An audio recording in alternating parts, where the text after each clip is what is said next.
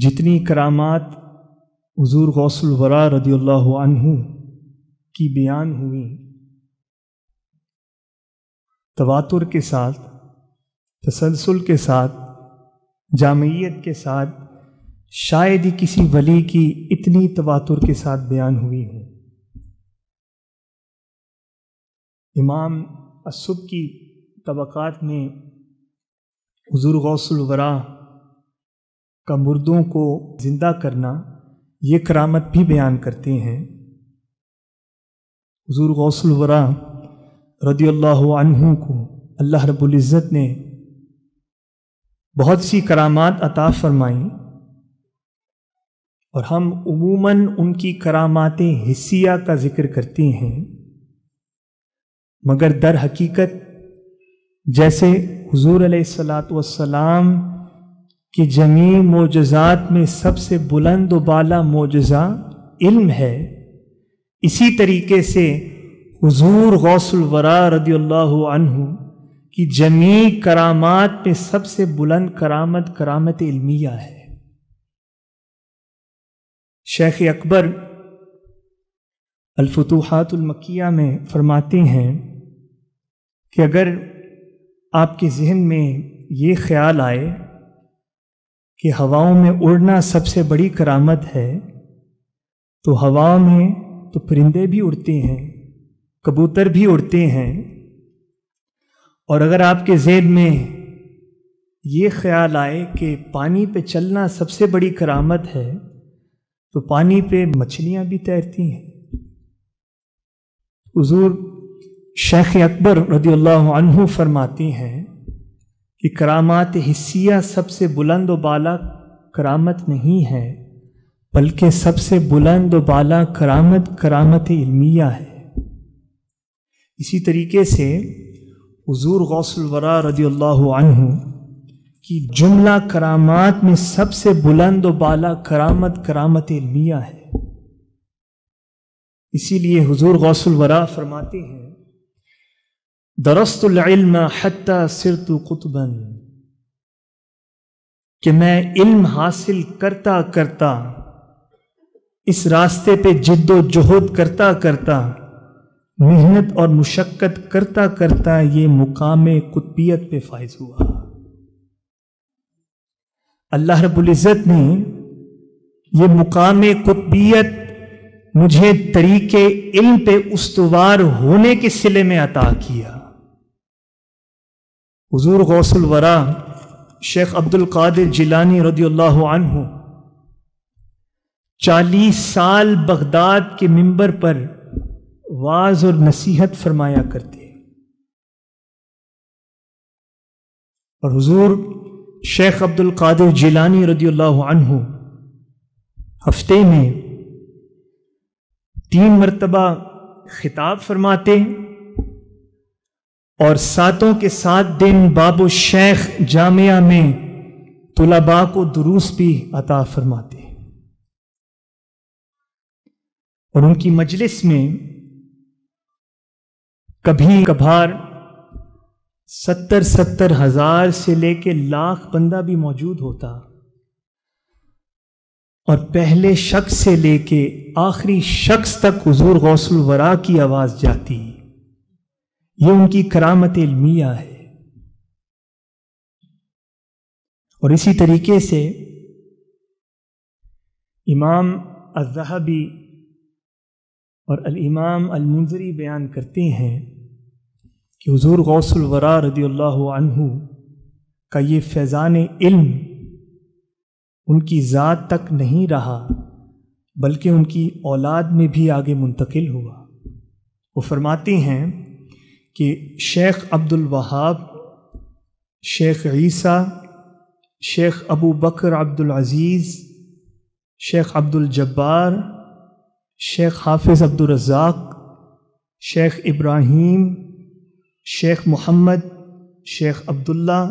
شیخ یحییٰ اور شیخ موسیٰ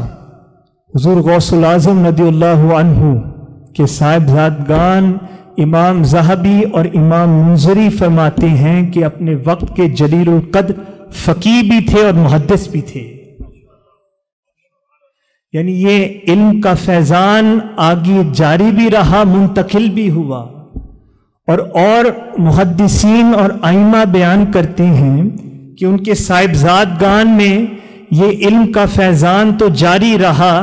مگر ان کے پوتوں میں بھی یہ علم کا فیضان جاری رہا، اور ان کے پوتے بھی اپنے وقت کے جلیل القدر فقیہ بھی تھے اور محدث بھی تھے۔ حضور سیدنا غوث الورا رضی اللہ عنہ کی کرامت علمیہ کا جائزہ لینا ہو، اندازہ لگانا ہو، تو اس سے بڑی مثال کیا ہے کہ ان کی اولاد میں ان کے صاحبزادگان بھی اس علم کے فیضان سے مالا مال تھے، ان کے پوتے بھی مالا مال تھے۔ ایک روز چوٹی کے 100 فقہا اور ائمہ حضور غوث العظم رضی اللہ عنہ کی بارگاہ میں آتے ہیں اور سوالات پوچھتے ہیں۔ وہ ایک ایک کر کے سوال پوچھتے جاتے ہیں اور حضور غوث العظم ایک ایک سوال کا جواب عطا فرماتے ہیں، حتیٰ کہ ایک ایک کر کے وہ سوال پوچھتے جاتے ہیں اور حضور غوث العظم رضی اللہ عنہ ایک ایک سوال کا جواب عطا فرماتے جاتے ہیں، یہاں تک کہ 100 کے 100 علماء اور فقہا اپنے سوالات پوچھ لیتے ہیں اور حضور غوث العظم رضی اللہ عنہ ایک ایک سوال کا جواب عطا فرماتے ہیں، یہاں تک کہ ان تمام فقہا اور 100 علماء پہ وجد کی کیفیت طاری ہو جاتی ہے اور وہ اپنے سروں کو پیٹنا شروع ہو جاتے ہیں اور اپنے کپڑے پھاڑ دیتے ہیں۔ وہ یہ سوچتے ہوں گے کہ کتابیں تو ہم نے بھی پڑھی، دروس ہم نے بھی لیے، علوم اور فنون ہم نے بھی پڑھے، مگر جو جواب ان کے پاس ہے وہ ہمارے پاس کیوں نہیں ہے؟ اس کا جواب حضور علیہ السلام ایک حدیث پاک میں فرماتے ہیں، جسے امام اعظم ابو حنیفہ نقل کرتے ہیں کہ اتقوا فراست المؤمن فإنه ينظر بنور اللہ، کہ تم اپنی نگاہ سے دیکھتے ہو، تم اپنے علم سے سمجھتے ہو، اپنی فراست سے سمجھتے ہو، مگر یہ تمہارا حال ہے۔ میرا بندہ خاص، میرا ولی، وہ اپنے علم سے نہیں، اپنے فہم سے نہیں، اپنی فراست سے نہیں، بلکہ خدا کے نور سے دیکھ رہا ہوتا ہے۔ وہ یہ سوچتے ہوں گے کتابیں انہوں نے بھی پڑھی، ہم نے بھی پڑھی، مگر جو جواب ان کے پاس تھا وہ ہمارے پاس نہیں ہے، جو وہ سمجھتے ہیں وہ ہم نہیں سمجھتے، وہ دیکھتے ہیں وہ ہم نہیں دیکھتے۔ فرق یہ ہے وہ اپنی فراست سے، اپنے علم سے،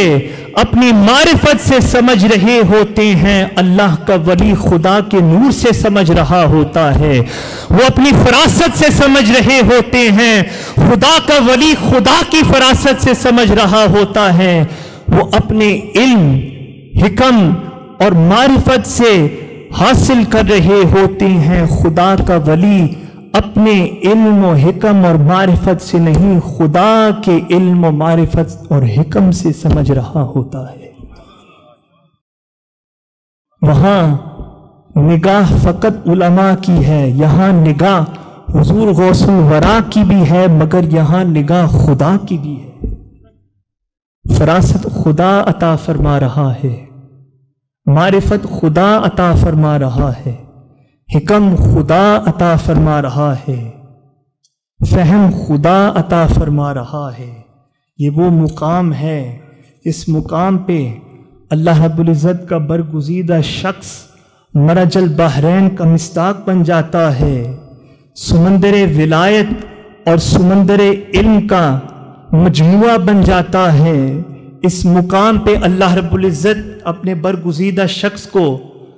ولایت عظمی عطا فرماتا ہے، یعنی اپنے برگزیدہ شخص کو مقام قطبیت اور غوثیت عطا فرماتا ہے۔ اور یہ ولایت عظمی، اس کا ایک اور بھی نام ہے، اسے مقام محبوبیت بھی کہتے ہیں۔ یہ وہ مقام ہے جس مقام پہ اپنے برگزیدہ شخص سے محبت بھی کرتا ہے، اللہ کا ولی اطراف عالم میں خدا کے ذکر کو عام کر رہا ہوتا ہے، خدا کی یاد کو عام کر رہا ہوتا ہے، خدا کا چرچا کر رہا ہوتا ہے، لوگوں کے دلوں میں خدا کی محبت کو منتقل کر رہا ہوتا ہے۔ خدا کا ولی لوگوں کے کاموں میں مصروف ہوتا ہے اور اس مقام محبوبیت پہ خدا ولی کے کاموں میں مصروف ہوتا ہے۔ یہاں فعل ولی کر رہا ہوتا ہے مگر امر خدا کا چل رہا ہوتا ہے۔ حضور علیہ الصلوۃ والسلام نے مقام محبوبیت اور ولایت عظمیٰ کا تذکرہ کیا۔ صحیح بخاری کی حدیث ہے، ان اللہ قال من عاد لی ولیا فقد آذنتہ بالحرب، جو شخص میرے ولی سے دشمنی کرتا ہے میں اس سے اعلان جنگ کرتا ہوں، اور میرا ولی نوافل کے ذریعے میری قربت و صحبت حاصل کرتا ہے، حتی احبہ، حتیٰ کہ میں اسے محبت کرنے لگتا ہوں۔ فَإِذَا أَحْبَبْتُهُ، اور جب میں اپنے بندہ خاص سے محبت کرنے لگتا ہوں، كُنْتُ سَمْعَهُ الَّذِي يَسْمَعُ بِهِ، میں اس کے کان بن جاتا ہوں جس سے وہ سنتا ہے۔ كُنْتُ بَصَرَهُ الَّذِي يُبْصِرُ بِهِ، اس کی آنکھیں بن جاتا ہوں جس سے وہ دیکھتا ہے۔ كُنْتُ يَدَهُ الَّتِي يَبْطِشُ بِهَا، اس کے ہاتھ بن جاتا ہوں جس سے وہ گرفت کرتا ہے۔ كُنْتُ رِجْلَهُ الَّتِي يَمْشِي بِهَا، اس کے پاؤں بن جاتا ہوں جس سے وہ چلتا ہے۔ مقام محبوبیت وہ مقام ہے جس مقام پر لوگ سوچتے ہیں ولی کو وہ باتیں پہنچ جاتی ہیں جو ابھی کہیں بھی نہیں ہیں، ولی وہ چیزیں دیکھ لیتا ہے، دور اندیشی نصیب ہوتی ہے جو ابھی مستقبل میں ہونی ہے۔ چلتا ولی ہے، منزل خدا دیتا ہے، چلتا ولی ہے، راستے کا نور خدا دیتا ہے، پکڑتا ولی ہے۔ اللہ کا ولی تو وقت کے ظالموں، جابروں اور فرعونوں کی گرفت کرتا ہے، ان کی گریبانوں کو پکڑ کے انہیں جھنجھوڑتا ہے، تو جھنجھوڑتا بظاہر ولی ہے مگر دراصل گرفت خدا کر رہا ہوتا ہے۔ یہ وہ مقام محبوبیت ہے جہاں خدا اپنے ولی کے امور اپنے ذمے لے لیتا ہے، اور یہ وہ مقام محبوبیت ہے جس مقام محبوبیت کا حضور علیہ الصلوۃ والسلام نے ایک اور حدیث پاک میں ذکر کیا، متفق علیہ حدیث ہے۔ دیکھیے خدا کی یہ شان نہیں ہے کہ وہ کسی سے محبت کا ارادہ فرمائے اور پھر اس ارادے کو مخفی رکھے، بلکہ خدا کی یہ شان ہے کہ جب وہ کسی سے محبت کرنے کا ارادہ فرماتا ہے پھر اس محبت کا وہ اعلان بھی فرماتا ہے، اظہار بھی فرماتا ہے۔